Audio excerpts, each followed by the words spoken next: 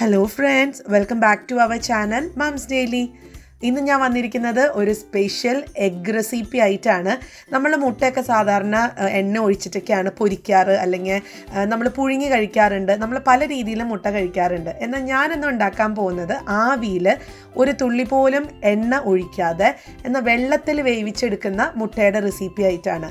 അപ്പോൾ ഇത് വളരെ ഹെൽത്തി ആയിട്ടുള്ളൊരു റെസിപ്പിയാണ്. നമ്മളിതിന് പോച്ച്ഡ് എഗ് എന്നാണ് പറയുക.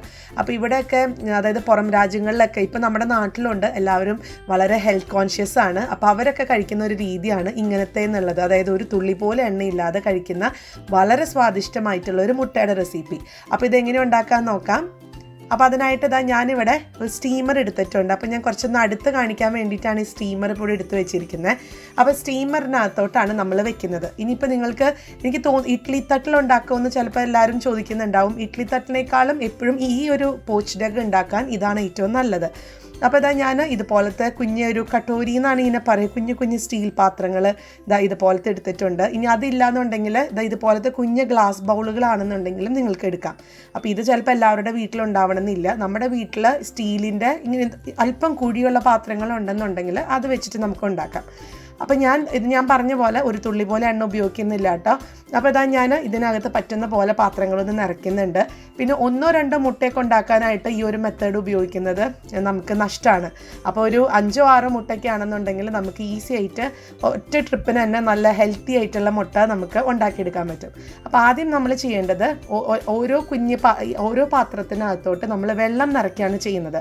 വെള്ളം നിറയ്ക്കുമ്പോൾ എപ്പോഴും ഒരു 1/4 ഭാഗത്തോളം മാത്രം വെള്ളം നിറയ്ക്കാൻ നോക്കുക.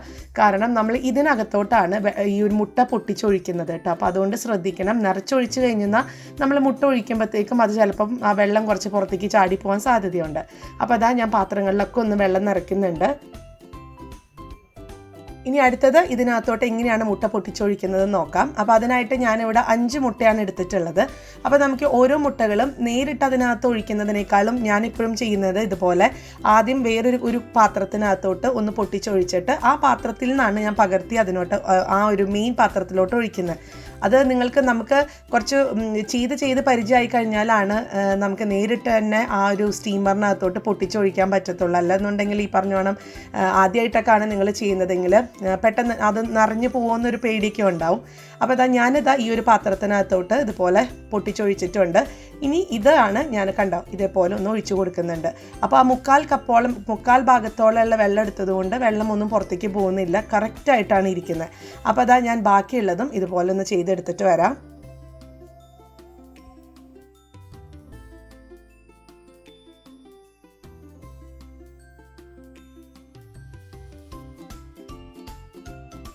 അങ്ങനെ എല്ലാ പാത്രത്തിലും ഞാൻ മുട്ടയൊക്കെ പൊട്ടിച്ചൊഴിച്ചിട്ടുണ്ട്.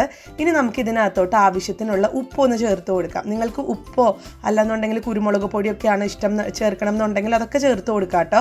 അപ്പോൾ ഞാനിവിടെ ഉപ്പ് മാത്രമേ ചേർക്കുന്നുള്ളൂ. ഞാനിന്ന് വളരെ പ്ലെയിൻ ആയിട്ടുള്ളൊരു മുട്ടയാണ് ഉണ്ടാക്കാൻ പോകുന്നത്. അപ്പോൾ വെള്ളം തിളച്ചിട്ടുണ്ടായിരുന്നു ചെമ്പിനകത്തോട്ട്.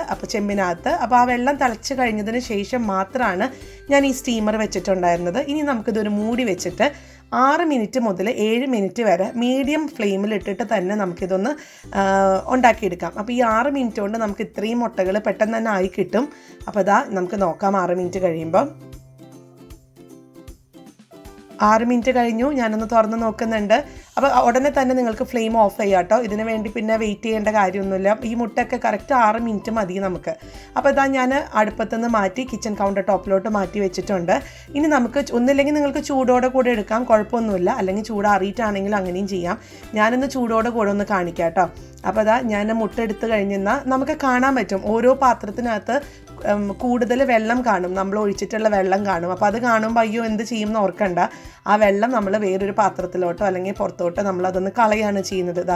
ഞാനിപ്പോൾ ഒരു പാത്രത്തിനകത്തോട്ട് കൂടുതലായിട്ടുള്ള വെള്ളം ഒന്ന് ഒഴിച്ച് കളയുന്നുണ്ട്. ഇനി നമുക്കൊരു സ്പൂൺ വെച്ചിട്ടോ അല്ലെങ്കിൽ ഞാനിന്നൊരു സ്പാച്ചുല വെച്ചിട്ടാണ് ഇതുപോലെ ഒന്ന് എടുക്കുന്നത് കേട്ടോ. അപ്പോൾ ഇത് ഈസി ആയിട്ട് തന്നെ പോരും. നമ്മളിതിനകത്ത് വെളിച്ചെണ്ണയൊന്നും തേക്കേണ്ട കാര്യമില്ല, അല്ലെങ്കിൽ എണ്ണ പുരട്ടേണ്ട കാര്യമൊന്നുമില്ല. വളരെ സൂക്ഷിച്ചെടുക്കാമെന്ന് മാത്രം. നിങ്ങൾക്ക് തണുത്ത് കഴിഞ്ഞിട്ട് ചൂടൊക്കെ ആറി കഴിഞ്ഞിട്ട് എടുക്കുവാണെങ്കിൽ ഇച്ചിരിയും കൂടെ പെട്ടെന്ന് കിട്ടും. ഞാനിന്നിപ്പോൾ ചൂടോടെ കൂടെ എടുക്കുന്നത്.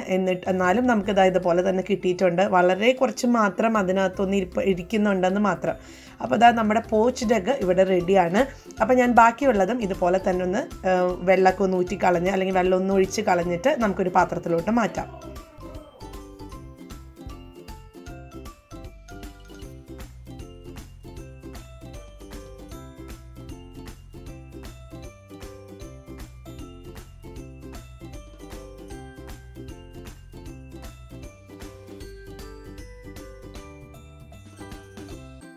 അങ്ങനെ നമ്മുടെ പോച്ച്ഡ് എഗ്, വളരെ ഹെൽത്തി ആയിട്ടുള്ള പോച്ച്ഡ് എഗ് ഇവിടെ റെഡിയാണ്. രാവിലെ ബ്രേക്ക്ഫാസ്റ്റിനൊക്കെ ഇനി ഇതുപോലെയൊക്കെ ഉണ്ടാക്കി കഴിക്കാം. വളരെ ഹെൽത്തിയാണ് ഇത് ഉണ്ടാക്കി കഴിക്കുന്നത്. കാരണം ഇതിനകത്ത് നമ്മൾ ഒട്ടും തന്നെ എണ്ണ ഉപയോഗിക്കുന്നില്ല. പിന്നെ ഇപ്പോൾ മുട്ട ഹെൽത്തി ആണല്ലോ. അപ്പോൾ ഞാൻ ഇനി ഇതൊന്ന് മുറിച്ച് കാണിക്കാം. ഇതിൻ്റെ അകമൊക്കെ വെന്തിട്ടുണ്ടോ എന്നുള്ളതും കൂടെ നമുക്ക് നോക്കണ്ടേ. നല്ല സൂപ്പറായിട്ട് അകമൊക്കെ വെന്ത് നല്ല എന്താ പറയുക, കാണുമ്പോൾ തന്നെ നമുക്ക് കഴിക്കാൻ തോന്നും. അത്രയും സ്വാദാണ്. എല്ലാവരും ട്രൈ ചെയ്ത് നോക്കുക. ഈ മുട്ടയൊക്കെ വീട്ടിലെപ്പോഴും ഉണ്ടാവുന്ന ഒന്നാണ്. അപ്പോൾ ഇന്ന് തന്നെ ട്രൈ ചെയ്ത് നോക്കുക. എന്നിട്ട് ഇഷ്ടപ്പെടുവാണെന്നുണ്ടെങ്കിൽ ലൈക്ക് ചെയ്യാനും ഷെയർ ചെയ്യാനും കമൻറ്റ് ചെയ്യാനും ഒന്നും മറക്കരുത്. അതോടൊപ്പം തന്നെ നമ്മുടെ ചാനൽ നിങ്ങൾ ആദ്യമായിട്ടാണ് കാണുന്നതെങ്കിൽ സബ്സ്ക്രൈബ് ചെയ്യാനും മറക്കരുത് കേട്ടോ. അപ്പോൾ അടുത്തൊരു വീഡിയോ ആയിട്ട് നമുക്ക് ഉടനെ കാണാം. Until then bye.